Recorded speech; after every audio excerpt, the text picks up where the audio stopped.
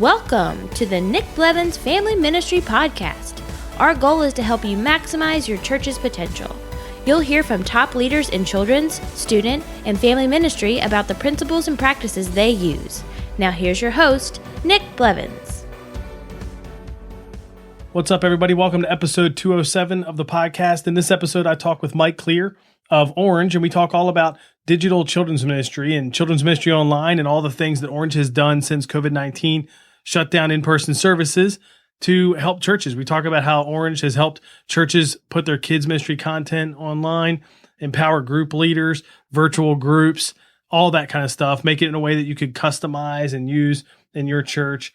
And I think even beyond that and what they do, it's a great conversation about how we all have to adapt as church leaders to what's in front of us. And so we talk all about that. Before we jump into that interview, I'm excited because we're in the middle of the second Ministry Boost membership launch. So we launched back in February, March, in fact, right before COVID hit. And then we're launching, it's open again right now, but just for a couple weeks. So as you're listening to this, I think it's open for another 2 weeks and a couple days or something like that, where you can get access to all of the Ministry Boost courses, 30 plus courses, 4 resource bundles, including the new family retention plan, the volunteer bundle that's going to come out next month, the ministry box bundle, and there'll be another new bundle to be announced next month as well. You get access to my new digital church course for free if you register by October 23rd. If you're listening to this the day it comes out, or Wednesday or Thursday after, you can also get access to some new ministry network groups that we're launching if you become a member by October 16th. So we're excited. Ministry Boost membership is open for the second time only ever, and we won't open again until 2021. So it's open until October 30th, but you want to jump in early if you want to get some of those bonuses that I mentioned. We're also partnered with Orange for their Kids Ministry Exchange and Youth Ministry Exchange events that are happening next week. And if you register for that using our Ministry Boost link, or if you become a member, you'll get invited to an exclusive new course that we're doing called Volunteer Reboot, rebooting how we recruit volunteers, how we train them, how we empower them, the systems that support that, because we need that right now, don't we? We need new volunteer roles, new teams, new approach for volunteers, how to recruit. And in this season where some people aren't up for serving in person, if your kids ministry or student ministry is meeting in person. And so what do we do for online, digital, plus in person? A lot of it it's not completely new, but a lot of it is new. And so we're going to talk about that in that Volunteer Reboot course. You can get all the links and notes and things like that at nickblevins.com/episode 207. All the Ministry Boost stuff you can get at ministryboost.org. But let's go ahead now and jump into my conversation with Mike Clear about children's ministry online and some of the pivots that Orange has made. Well, hey, I'm Nick Blevins, and I'm here with Mike Clear. Welcome, Mike. Hi, Nick. Thanks for having me, man. You bet. Give us an introduction to you and your family and Orange and what you do for Orange. Yeah. So my name is Mike Clear, and I am married. My wife is Crystal, so she's Crystal Clear, which is always fun to say that every time for people who hear that for the very first time. We have 2 kids. I have a middle school son. His name is Nash. He's in 7th grade. I have a 4th grade daughter, Kennedy. And we have a dog named Scrappy Doo, a cat named Kiwi, and 2 guinea pigs named Macy and Coco. So that's our family, and we live just north of Atlanta, Georgia. And so I, for the last 7 years, have served as the executive director of children's strategy for Orange, which basically means that I get to work with a lot of amazing and creative people that help oversee the creation and development of content in the form of curriculum, also in the form of music, in the form of training materials for the KidMin community, in terms of parent resources, in terms of VBS. So it covers a lot of different spectrums, but a lot of amazing people that we get to collaborate and dream together and create stuff for the local church. So it's fun. Yeah. And we want to talk about children's ministry online, digital, what Orange is doing to help churches do that well. So before we jump into like the specific digital parts, give us, for anybody who isn't familiar with the curriculum, tell us about Orange Kids curriculum, the strategy behind it. Yeah. So we create content for the different ages and stages of a child's life. And so we have a preschool specific curriculum called First Look. And Brittany Compton is our director of First Look curriculum, and her and her team just do an amazing job in creating content in the way that preschoolers learn, in the way that they develop. And so they have specific content for babies which is amazing because most people may think, you just have a baby in the nursery and you just make sure it doesn't cry. And if it poops, you change the diaper and that's pretty much it. You give them back to the parents, but there's actually curriculum pieces that they put in there that volunteers can do with the babies. Very easy, tangible, practical stuff. There's curriculum for toddlers. There's some for twos because that awkward transition of the 2-year-olds before they go into the 3s and 5s. So they have stuff specific for 2s and they have stuff specific for 3 to 5. So they really look at every age and stage and break down content to be able to meet that child where they're at. And then we also have a elementary and preteen curriculum called 252 Kids and 252 Kids Preteen as well. And then there, again, we look at the way that kids learn. And so we try to tailor our content specific to that. But we also keep in mind the way that churches and the way that they're structured as well, because it's all over the place, right? Because you might have all of your K-5 together and you might be a brand new church. You just have a handful of kids from kindergarten up through 5th grade. So we have a large group experience just for that called K-5 Starter. And then you might have churches that have K-5 together, like the church I was at in California. It was a bigger church, but because of our logistics, we only had one large group room. So K-5 was all together, but we had a little bit more production to that. So we have an experience created just for that called K-5 Plus. And then we have content specific for kindergarten through 3rd grade, and then content specific for preteen, and not just large group, but also small group. So again, Dan Scott and his team kind of rally that whole thing together, and they just do an amazing job. So through the curriculum, we have a music division that we create yearly. Every year we create a new worship CD to go along with our curriculum. We also create some fun music just to have fun in the car. We create family experiences. We have our VBS team. So there's just there's a lot that we do, and trying to partner with the church to say, hey, whatever it is that you do, we hope that you would check us out, because we hope to have something that would help you effectively minister to kids and families, not just in your church, but in your community as well. Yeah, and as we talk about digital, Orange in some ways pioneered that in the children's ministry and just curriculum world, because you guys were digital from day one, back when, a lot of curriculum companies were still sending some kind of print thing and you get it in the mail, right? Yeah. Yeah, they were the pioneer. I was actually a church leader at that time. I think it was way back in like 2001 or something like that. I can't remember. Yeah. And at that time you had to do your quarterly orders, with your checklist of I'll take this many student books and leader books and posters and this and that. And Reggie Joyner, who's our CEO, he and a small band of team came together, and they had content, and people were like, you should make this stuff public and available to churches. And a lot of people were saying you need to go the traditional route that everybody was going. But he was just like, nope, there's got to be a better way. There's got to be a less expensive way and a more practical way to get this into the hands of as many people as possible. And so they went digital, and they flipped the switch. They were the first curriculum organization to offer that. And at that time, a lot of people were like, you're crazy. And, it wasn't without its bumps and bruises for sure, because technology then wasn't like technology is a part of our lives today. It was still new and fresh and undiscovered a bit, if you will. And now to see it, almost 20 years later, and everybody's digital, if you're still ordering the physical stuff, that's probably not, it's not the norm anymore with most churches. It's the exception. So it's, how technology and how you adapt as a church, or how you adapt as a nonprofit organization like ourselves. It's pretty wild. So how about talk us through what the pivot was like for you, as a lot of organizations had to change and adapt when COVID-19 shut down in-person gatherings for churches. And that meant different things for them, trying to figure out, okay, how do I still serve kids and students and families? And you guys adapted to help our churches, which we certainly appreciated. But what did that look like? What did you do? What are some of the pieces that you added or changed for that? Yeah.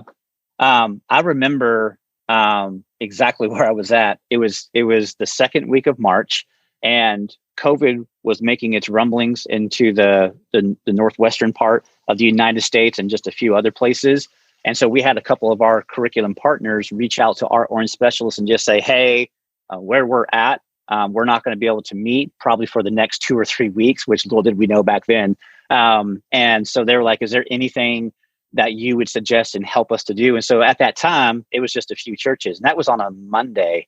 And then I think it was on that Wednesday is when it was starting to spread. And I think it was the NBA. There was two major College sports basketball. organizations. College basketball shut That's down what on it was. Wednesday. Yeah. Yep. When they shut that down, that was the domino that fell, that then the call started coming in saying, we don't know what to do. All of a sudden now we're shut down, our governor, our mayor, our state, whatever it may be. And so we huddled together in one of our meeting rooms on the second floor. And we were just like, okay, what do we need to do here? We need to help them out and create some sort of experience for them that they can share virtually. So what we did is that we looked at the pieces that we already had that were existing, that were available in our media package. So we have our curriculum subscription, and then there's a whole media side to that as well that you can add onto your curriculum. So we looked at what was in there, and we said, okay, there's the Bible story, obviously. There's the intro, there's the outro, here's the worship song for the month, here's a countdown video, here's some motion graphics. Let's put all these things together instead of giving everybody the pieces to it and just say, hey, here you go, figure it out. We wanted to go ahead and do the work for them because, again, this was so fresh and this was so new and everybody was scrambling and trying to figure it out. And most churches at that time probably did not have any sort of online presence when it came to kids ministry. A lot of churches put their Sunday morning adult services online, but they did not have anything for preschool or for kids or for preteen. And so everybody was just like, what do we do? And so we put all that stuff together and we put it into one file. So it was basically all you had to do was copy and paste. We put it on a Vimeo link and you could share that with whatever. And we gave that to these partners that were asking. But then I remember it's like, okay, give this to, the 20 or 40 people that were asking for it. But then as it started going on, we just made a decision to say, you know what we want to do. And the thing I love about Orange is that Orange has always been probably the most generous organization that I've ever worked with, and that we truly have a heart for the local church and we truly want to do whatever we can. And we never want to let resources get in the way of being able to help a church effectively reach the families in their church or their community. And so we made a decision there to say, you know what we need to do? We have this great video link now. And it's like a 15, 20-minute experience that churches can send out. And we don't want to just help our partners. We want to help and we want to be for the KidMin community as a whole. And so we made a decision and we just said, here's what we're going to do. Okay. We're going to lift the copyright restrictions on everything that we have right now, from music to our curriculum to our video resources, and churches can do whatever they need to do to reach families in their community. Also, this new online experience link that we put together, we're not just going to make it available to our curriculum and media package partners. We're going to make this available to whoever. And so we pasted that link and we put together some verbiage and we posted that not just on our platforms, but we went to all the KidMin platforms that we could find. And we just said, hey, if you're looking, if you're in need, we want you to know that we're for you, we're here for you. And here's this resource that we hope will bless you. And that was right out of the gate. On that Wednesday when the NCAA canceled, that Thursday, we released everything to that. And it was exciting to see. I mean, because again, we're just like, what is happening right now? And so to be able to see how we were able to help churches during this time. And again, at that time, Nick, it was like, okay, it's just going to be a week or two. I think we're, let's just help them out. And so, but as this developed on and we were producing these things, again, we were producing this stuff 1 week at a time. We had no idea like this was going to be our new normal. We were just like, okay, let's do this 1 week. Let's get it out there to as many people and let's just see what happens next week. And then everybody who used it that Monday, they were like, we're still closed down for another week or two. Are you going to do this link again? And we were like, yes, of course. And so we were like, okay, what worked about this resource? What didn't work? What do we need to adjust? What do we need to change? And then we created the one for the next week. And then we just did it a week at a time because again, we didn't know. And now we're producing that link a month at a time. It's now a part of our curriculum to do that, to help churches have an online experience. So, really proud of our team and just how they came together. And there was no hesitation in that we need to make this. We need to make it available for everybody, and it needs to be free and no copyright restrictions. Just do what you need to do to reach families. So that's what we did out of the gate. And then a couple of weeks after that, we discovered like church leaders were saying, hey, the video thing is great. But at that time, kids were like, online learning was starting, and the all of a sudden all the Zoom meetings that parents were having because now parents were staying home. And so it was becoming just another video to watch. It was a great video, and it was a video that would help them, grow in their faith, but it was a video. So we were like, okay, how can we get parents to not just, click on the link and put on the TV and walk away? We want parents to be a part of that experience. So we put together a parent guide specific to the video. So what our teams did is they went back and found an activity, a small group activity from our curriculum, and then they kind of rephrased it and they re-edited it to give it a parenting voice instead of a small group leader voice. And so basically this guide, one-page guide, was designed that had the Bible story reference, so that if they wanted to look it up, for themselves after the video with their kids, they had the memory verse so they could go over that with their kid. It had the bottom line or the key question, and then it had an activity. It was a simple activity that utilized resources around the house. So it was like, hey, for this activity, find a pair of socks and a laundry basket, and most people I hope are going to have those, to do that. Or it was like, get a piece of paper, and some activities didn't require any supplies, but it was utilizing supplies that you would have around your house. And it was an activity that they could do that was based upon the topic that we were talking about in our Bible story. And then we had a section called Talk About the Bible Story to ask your kids these questions. And then it had a prayer that we scripted out that parents could do. Because again, we wanted to not be able to say, we didn't want to tell churches, hey, just tell your parents to watch the video and then talk about the Bible story with their kids afterwards. We needed to give them things to do. And we also, when we said talk about the Bible story, we need to give them words to say. And it's like, hey, if you don't know what to say, then say this, and close in prayer. Well, I've never prayed with my kid before. That's okay. Just say this right here. So we created these parent guides a couple of weeks into this pandemic to go along with the online video experience to make it a shared experience that parents could do with their kids. And so those were great. And again, we were creating those 1 week at a time to go along with that. And again, so we're creating these new parent guides, we're creating these new online experiences, and we're doing this times 3 because we have one specific for preschool, and then we have one specific for kids, and then we have a totally different experience designed for preteen as well. So we're creating, 3 different parent guides, 3 different online experiences that are all unique, doing that every week. And we're just like, okay, what's happening? Okay, we're still going to be doing this. Okay, this is now going to last longer than a month. Now we're into month 2. Okay, wow, this is going on for a while. This is month 3. And what we discovered in month 3 was that, again, paying attention to what our partners are saying, paying attention to what the KidMin community as a whole is experiencing. Again, during this whole time, we're giving this stuff away for free. Just say, do what you need to do. We understand this is so weird. This is weird for you. This is weird for us. This is weird for the world, right? So we're trying to figure this out.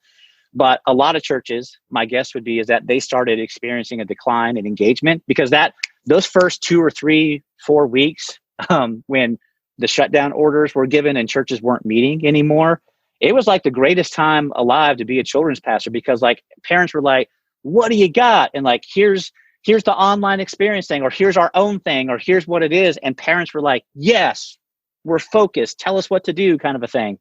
And there was high engagement. You probably saw this at your church, Nick. Like we just heard this from leaders all over the country. Like engagement numbers were through the roof. And it was like, this is the new way. This is the way of the church. And this is where the future is. And then like 2 or 3 months into that, it was like this slow fade of like, it was just like Zoom meeting after Zoom meeting, after video, after whatever.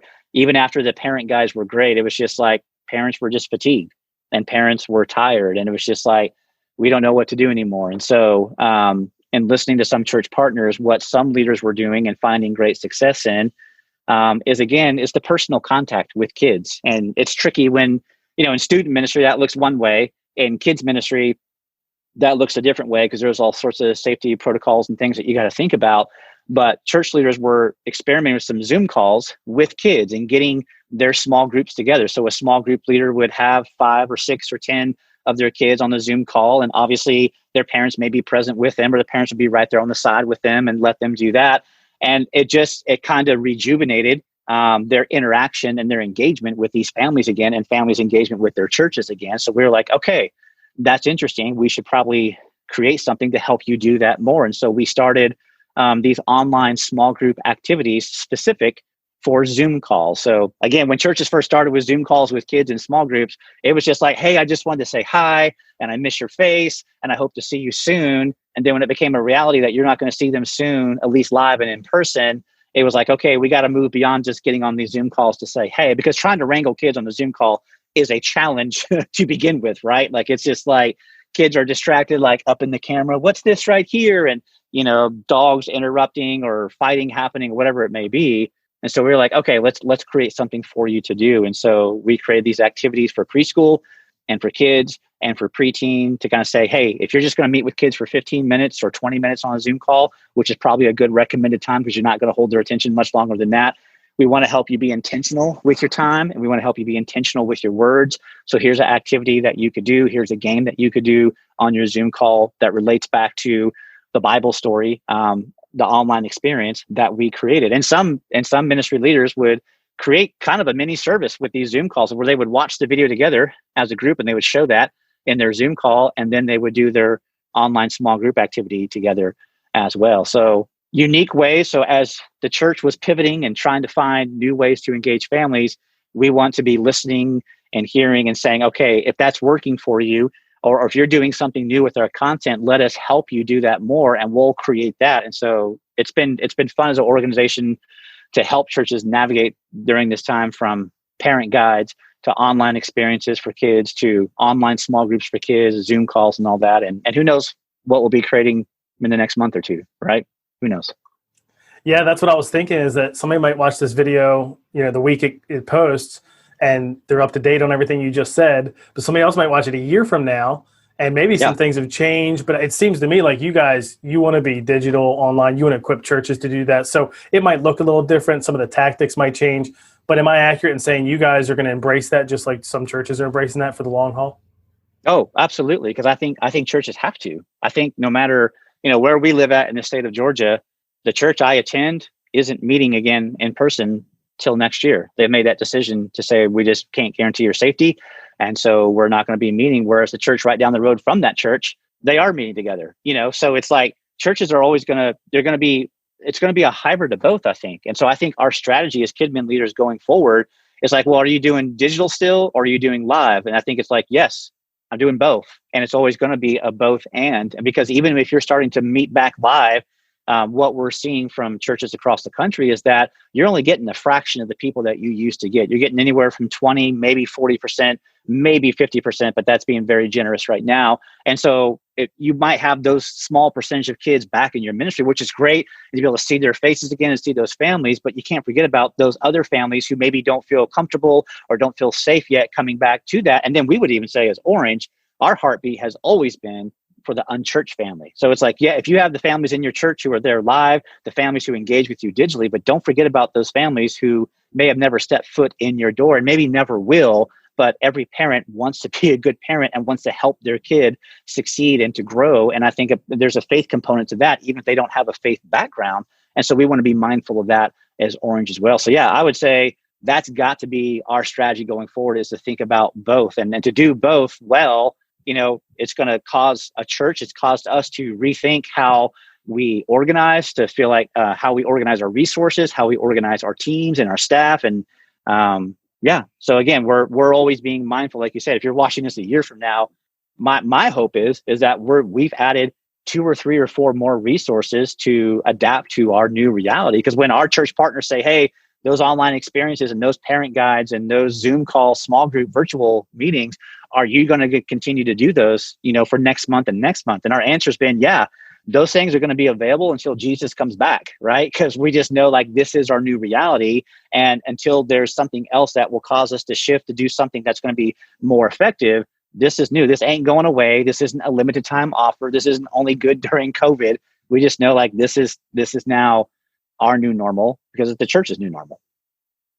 Yeah, and even previous to COVID-19 shutting churches down in terms of meeting in person, and then there's like the in-between and all that, and post, there's also the truth that a year ago, 5 years ago, like the average family was coming a third of the time or a fourth of the time, maybe half the time, for if your church had a pretty high frequency, maybe they were there half the time on average. So the idea that like the family that came 2 times that month could also have engaged online the other 2, That's pretty cool Yep. too, which I don't, Yep. it seems like something we totally should have been doing for years, but at least Yeah. now we're here, right? That's good. Yeah.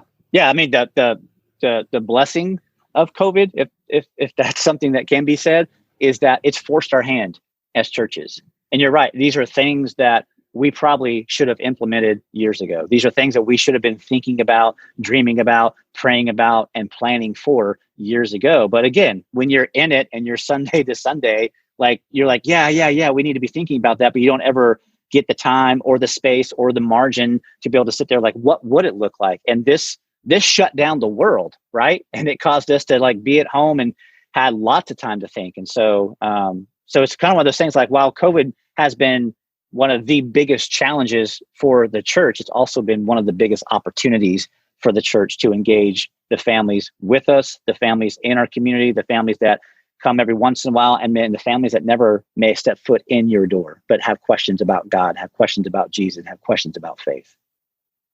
I want to end kind of shifting gears and talking about your experience as a family. We were talking a little bit before we recorded about what it was like for your kids, because all of this digital strategy and leveraging online for kids ministry, student ministry is really, really important. But it's all just another tool, another mode or method. Yep. It's not like the thing. It's just a way to carry out the thing. So, and I think what you're experiencing in your family is a reminder of what really matters most. So tell us a little bit about that. Yeah. So the church that we attend, again, we haven't met since I think they shut it down sometime late March, early April. And the plan is not to meet again until next year, which is like, okay, so we're going to be digital for the rest of 2020. And who knows, maybe longer than that. And again, I have a son in middle school ministry, 7th grade, and my daughter is in 4th grade. And so when this whole thing started, our church pivoted and went to online experiences for kids and for middle school and for high school. And it was great. And the videos were great. We watched them together as a family, which that was a busy Sunday. I'm not going to lie to you, because like you got to watch service with your spouse. Here's the adult service. Then we watch the service with our kid. Then we watch the service with our middle schooler. And by the Sunday afternoon, I was ready for a nap because I was churched out. I was just like, my goodness, that's a lot of stuff to watch. But it was great. But like every other family and like every other church, our engagement with just video began to wane a little bit and began to fade. Where my son, he was a part of a small group. So where our church is at, you're in 6th, 7th, and 8th grade, you have the same small group leaders with you in the same small group that journey with you through your middle school years, which is amazing. And I love that strategy for that. So there was already relational equity. There was already history from his 6th grade year that he finished up. And then we were going into 7th grade. And so they would have weekly Zoom calls. So at their same time, they would meet on Sunday mornings at 11 o'clock. And they would gather together, and it'd be probably, anywhere from a 20, maybe a 30-minute Zoom call. And at first, those Zoom calls were just, again, trying to control and rein in, 12 to 15 middle school boys is no easy task whatsoever. And so we wouldn't try to listen in because we were trying to give our son freedom, because we're in that, he's a middle schooler, he's 7th grade, but we still care about what you are doing. And so we put him in like one of our rooms and shut the door, but be within earshot to kind of hear what's going on. And try to stay engaged with him. But it was a relational touch point for him to see his friends, to see his small group leaders, to do that. And what they also did throughout this whole pandemic is that they, in addition to the Zoom calls, they would try to plan a couple of outings with the kids. Now, obviously, this didn't happen until the last couple of months, because those first 2 months, everybody was pretty much on lockdown around here. But once the restrictions started to lift and wearing masks and all that stuff, they said, hey, we would just love to get together with the boys. It's been a long time. And so they planned an outdoor hike where they were able to socially distance and wear their mask and do all that. But it was great. I mean, it was just like, it was so needed. It's one of those things like you don't realize you need until it happens. And so going to drop him off at this place where they all met, and to see familiar friends, and to be able to laugh and goof off and climb to the top of this hike and take these pictures and just have this moment as a parent, I love that. And I was just like, thank you guys for doing this. And I know you've got your own worries as small group leaders. You've got your own families. You've got your own responsibilities. And so to do this for my son, to do this for the group is just impactful. And then recently, the last, I think about 2 weeks ago, they had kind of like a back to school, because our school started this week. And so they were wanting to do a back to school bash for the kids. And so we met at the church property, and my son's small group leader is the facilities director at the church. So we get a little extra perks with that. And they wanted to do a slip and slide. So they got this giant tarp that they put on the hillside. Our church has like a little hillside right there. And they turned on the sprinklers and got it all wet and did all this stuff and had a cookout.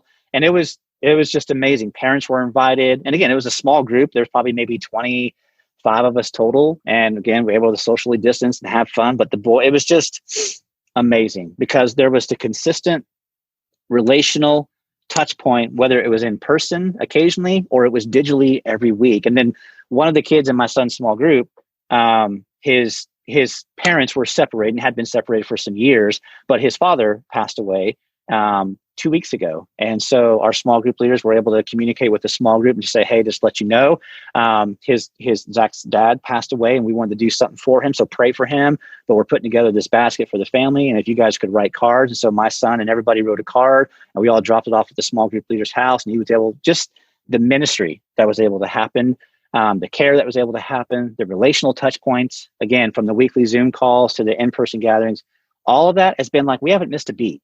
You know what I'm saying? And on my daughter's side, complete opposite. And again, I get it, because it's kids and elementary kids and Zoom meetings, and how do we do that? And what's the safety protocols, and how do we blah, blah, blah, and how do we get them and do all this stuff? But it's just been videos after video after video after video. And honestly, during the summer, my daughter, it was a struggle for us to get her to say, it's time to watch the video again. And what would have been better is to say, hey, there's a Zoom call you're going to have, and your small group leaders are going to be there along with the girls in your small group. And again, I know it's more complicated in kids' world, but I would encourage church leaders to not just settle for video. That needs to be a part of it. It is a part of reaching kids and reaching families, but there's got to be engagement more than that. And if you can't do Zoom calls, then how about a phone call, or how about a card, or how about a letter, or how about a drive-by and honking the horn? Hey, we just want to say we love you. We're missing you. We hope you're doing well. But I just think it's got to move beyond just video, because video can only do so much. We are wired to connect with each other relationally. That's true for adults. That's true for middle schoolers, but that's especially true for elementary age kids too, as well. Yeah, that's a good word. It's a good reminder. I think it's the need to have the digital and the relational still together. It's not like it's either or whatever. And you guys have championed small groups, and what you described for your son for forever. You know, the idea that we should have small groups and consistent leaders, and by the time they're in student ministry, it's a lot of times it's multiple years. You know, all middle school. We do that in our church, and that in our church too. That was a head start. Now we've done small groups for kids forever. So we've had that head start there too, but you're right that like the autonomy, I guess, of those groups is not the same. You know what I mean? The idea that they would just, that leader for kids would go, some would, some wouldn't. So we've had to lean in more there as a staff and raise the bar for that, because you're right, the need is a little different, but it's kind of the same for those kids, just like it is 8th grade, 10th grade. Absolutely. Absolutely. And I think, again, the challenge, but the opportunity that this is bestowed upon us as churches is that COVID has exposed the priority that we put on small groups for kids and for students. If it was a priority in your church, and what I mean priority, not just saying priority, but you were arranging and you were leading and you were training, like you were having intentional small groups where a consistent leader showed up with a consistent groups of kids or with students, and you planned your ministry around that. If you were doing that, then when COVID hit and you moved to digital, you probably didn't miss much of a beat, you know, because like with my son and his middle school small group, they've been meeting together for a year, and they met every Sunday, same kids and same adults, and not all the kids came all the time, but there was enough relationship there so that when we moved to digital, we were just changing the way that we connected. It wasn't like, oh, we're meeting for the first time. Who are you? And this is weird. I don't know you, and I have to talk to you, and you're a stranger, and who are these kids, and this and that. And so, but there are some churches that, you know, maybe we said that we believe in small groups, but But the way that we arranged our ministries, it was inconsistent leaders meeting with inconsistent groups of kids. And now that we aren't able to meet together anymore, it was like, oh my gosh, what do I do? And so what leaders found then was like, the best thing for kids is a relational connection somehow. And they've discovered that as children's pastors, but they also realized that I can't do this for every kid. So the blessing in this is that I've seen a lot of churches who maybe didn't have a small group structure before. They're like, when we start being together again, because COVID's caused us to clear the deck, right? It's like, you know what? If you were battling old systems and this and that and old traditions at your church, the good news is you haven't met for 3 or 4 or 5 months. So there's really no more traditions to go back to. And you're starting with a clean slate. And now you have the opportunity to build a new foundation built on relational connection in small groups. So that's exciting. It's a challenge, but it's an opportunity. Yeah, definitely. It's a great opportunity. I want to ask as we wrap up, thank you so much for doing this. Before I ask that question, I just appreciate everything you and the Orange team does. We've used every bit of what you just described, and we've used Orange since we started our church. It's almost 15 years now. And knowing many of you personally, I know your hearts, I know the sacrifices you've made during this season to serve churches, both personally and the amount of work, but even financially. You're a nonprofit, but you got a lot of employees that you care for their families, and there's sacrifices, right? When you give away things for free and you're not making money for a long time, and COVID shuts down the conference. I mean, there's just a lot people probably don't even see. So I just want you to know I appreciate that. And I also know you have like 30 websites with Orange. And so what's like the one website you'd say for people to learn more about all the stuff we talked about? Where should they go? 1 or 2 sites? Yeah, I would go to orangekidmin.com. That is the site where we want to help serve the Kidmin community as a whole. So we have resources there for anybody, whether you use our curriculum or you use our music or you don't use anything at all. But we have some resources on there that we hope would bless you. And then from there, if you are interested in maybe learning more about our curriculum, other stuff, there are links on there. There are blog posts on there. There are places that will take you to learn more, to do a free trial with our curriculum. But orangekidmin.com is the number one place that I would recommend. We also have a podcast that's on there too. So all sorts of resources to help you no matter what. And again, that's just our heartbeat. We want to be able to help the local church win when it comes to discipling kids and discipling families. Awesome. Well, Mike, thanks for taking the time to share with us. Yeah, man. Thank you so much for having me. Appreciate it, Nick. Well, it's always good to talk to Mike. He's such a sharp leader, and I love what he and the team at Orange creates. And a few action items that I thought of coming out of that interview. One is to certainly check out Orange Curriculum. If you don't use that, the things that they're creating to help you do ministry online. They already do a great job. They've been online, like we talked about in the interview, kind of forever. In some ways, they were a pioneer for that, for distributing their own content online. But check that out if you haven't already. Another action item I thought of is you heard his story about the different experience between his kids, his son and his daughter, and what they had middle school versus elementary school. And so do something to empower small group leaders to pastor their students or kids even more in the coming month than they might normally. Try to create that kind of experience that his son had, which is not easy, but cast a vision for that. Do one thing to move that needle more towards that, a relational, connected ministry where, volunteers are empowered to lead their own groups in a way that would create that kind of culture. Do something towards that this month. And then the third thing that I thought about is to think about an approach that would work online and in person, like maybe the content that you were putting online and you're equipping parents to kind of be small group leaders in their home when they're watching online only and leading their kids. Can that be similar or close to what you do if you have in-person services? That way it's not completely two different experiences. Because I think that's one of the challenges leaders are facing is that it feels like 2.5 jobs right now, at least, because you've got what you used to do with in person, but that's coming back for a lot of churches that are gathering. You've got online. You've probably picked up something else. Just the stress of everything. It just feels like everybody's doing so many jobs, not doing any of them well. What are some ways that you can replicate what's being done online and in person so one thing serves both audiences? I think that'd be something to think about. Have that conversation, brainstorm that, figure out ways that you can do one thing that works in both environments so it's not double the work, because a lot of it is going to be double the work. That's going to be hard to get away from. but not everything has to be double the work, right? So you can get all the links and notes at nickblevins.com/episode 207. Go ahead and check out ministryboost.org for membership. It's only open for a couple weeks. Your entire staff can have access to everything for $47 a month. And like I mentioned, the Orange KMX and YMX events are next week. If you use our link, you can get access to Volunteer Reboot, or if you're a member, you'll get invited to Volunteer Reboot. That starts October 29th. That's also on the Ministry Boost website. So check that out there. Thanks for listening. I hope this was helpful, and I'll catch you next time on the Family Ministry Podcast. Thanks for listening to the Nick Blevins Family Ministry Podcast. We hope this helps you maximize your church's potential. We would love to hear stories of how you apply what you've learned. You can do that by leaving a comment on iTunes or in the show notes at nickblevins.com.